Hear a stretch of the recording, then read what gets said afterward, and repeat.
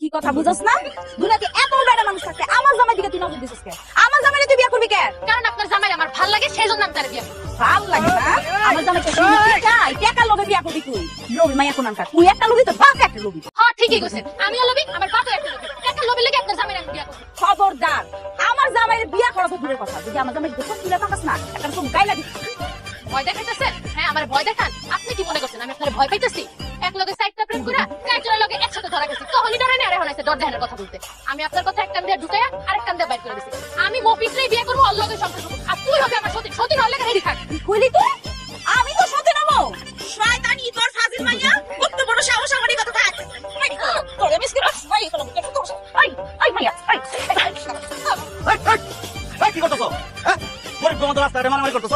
কত বড় সাহস, আমার জামাইরে বিয়ে করতেছে। আজকে আমার মারি ফেলাম, লাশ ফেলাই দিন আমার মাথা রক্ত বের। আমিও তো লাশ না ফেলে হেন থেকে যাবো না। আমি বুঝতে পারছি তোরে না মারলে আমি মফিজরে কোনোদিন বিয়ে করতে পারবো না। তুই কি তুই আমারে ফোন করবি? আমি আজকে তোরে ফোন করব, কারণ ফোন না করলে তুই আমার জামাই ঠিক করবি না। তোরে মাই এই, এই, আবার মারামারি শুরু করছে। এমনি মারলে তো বেরিয়ে দেবো গা। আচ্ছা ঠিক আছে যাও, আমি গোলাপের বিয়ে করবো না। আমার জামাই তোর বিয়ে করবে। আমার জামাই থেকে 100 হাত দূরে থাকবি। বুঝছ? লোভী বাপের লোভী মাইয়া তুই আমার